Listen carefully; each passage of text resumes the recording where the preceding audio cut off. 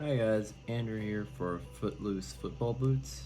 I wanted to do a quick review after play testing this couple times of the Adidas Adizero 4 leather speed flow, or X, I think just X, yeah, X edition with a wonderful Carbotex sole plate, and then again the all leather forefoot and midfoot.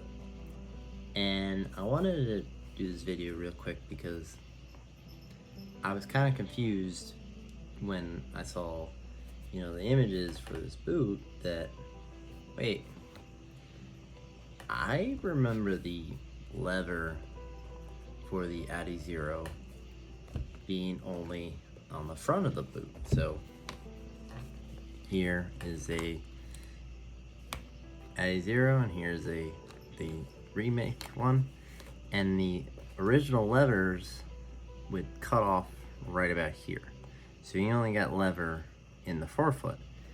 This boot though has lever all throughout the boot, and so I did some digging, and thank goodness for SR4U Josh and his just treasure trove of reviews, in that I looked it up, and sure enough, they did do a release of the F50 in an all leather pack, because the original F50 Adizero 4, the leather they had on their standard variation for leather shoes was a calfskin, really nice calfskin leather, but they did do a second pack called the Adizero K leather pure leather pack, and that pure leather pack,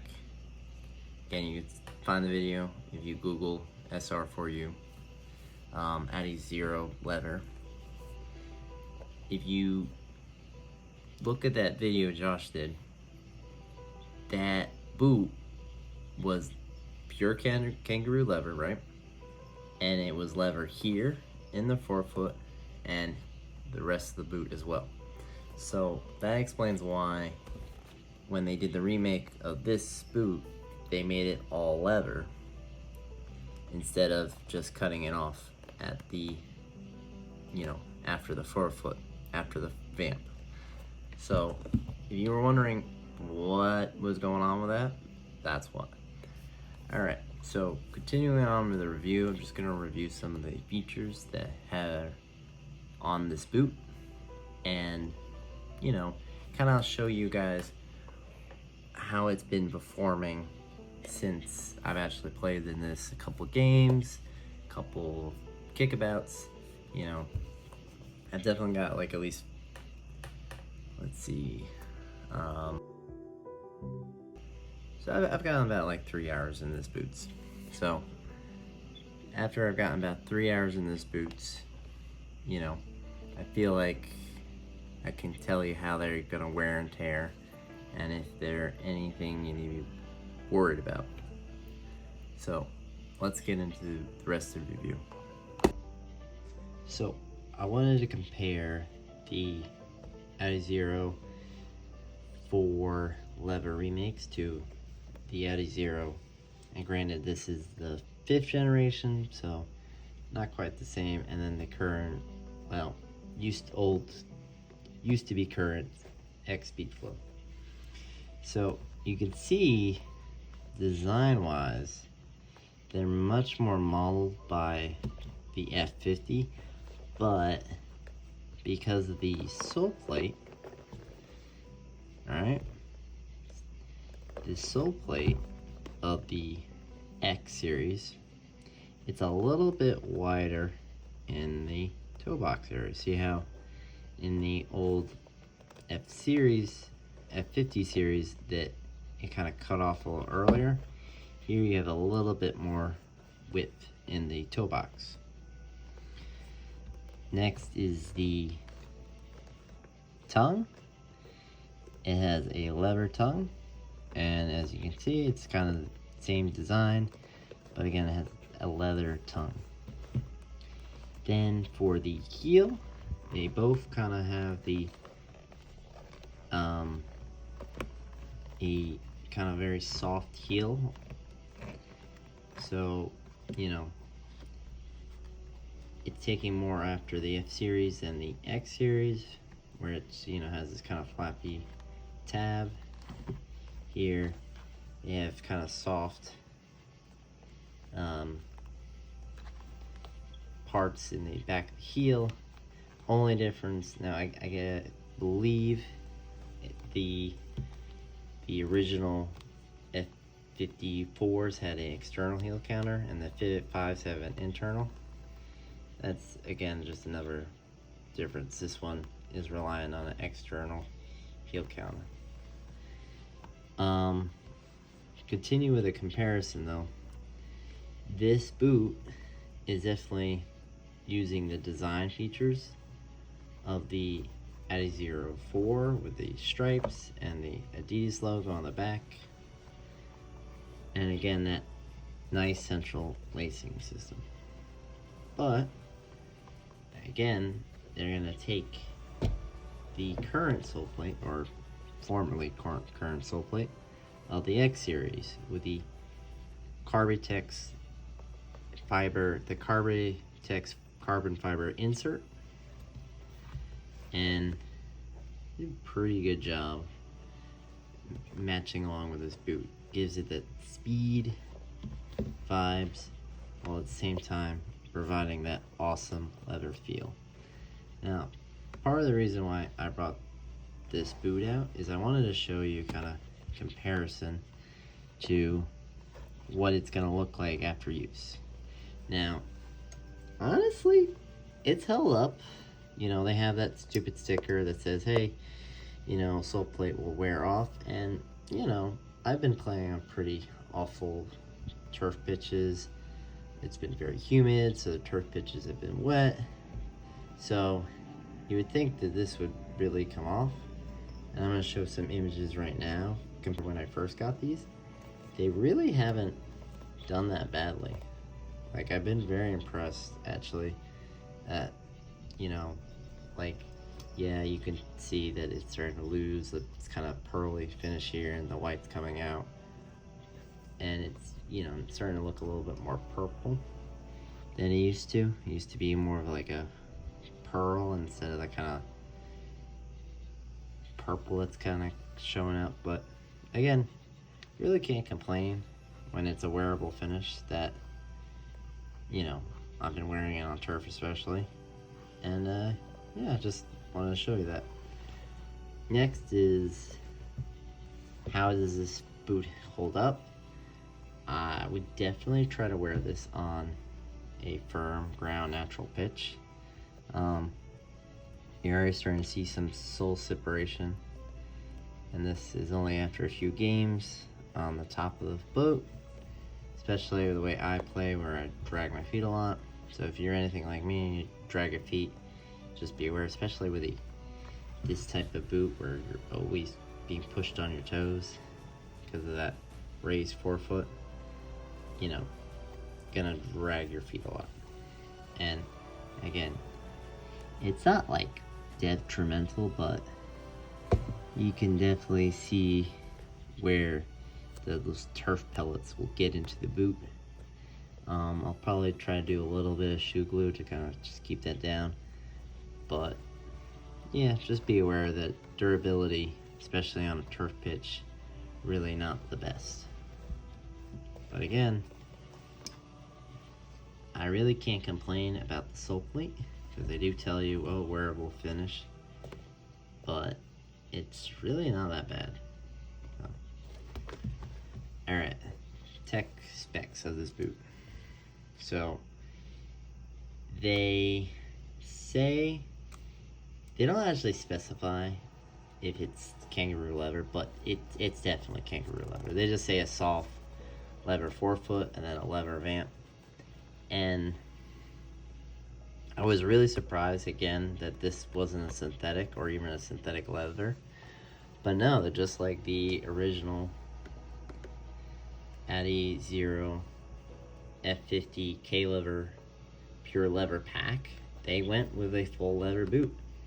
And that pack only had 500 pairs. Now, I have no idea how many pairs this had, because unfortunately it only got released to the US market from the Adidas website, and they got sold out within a day. So hopefully there are more than 500 pairs of these out, because these honestly are incredible. Like, maybe, you know, the people often say Mizuno is the gold standard of leather boots, and that might be true, but these are just unbelievable. Like, just so good. And good lockdown. Like, they have this suede in the on the inside of the boot, and it just holds your foot so nicely, and you really don't have any slippage. It's just a really solid boot. So the lockdown has been really great. The touch on the ball has been fantastic. Really can't complain, except for that sole separation.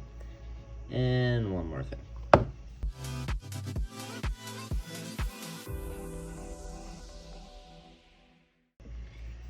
So let's talk about the leather on this boot. It's really, really soft in the forefoot, and then stiffer in the midfoot and the rest of the boot. And it feels incredible, but unlike the original generations of F50 leather boots, they don't have any stitching.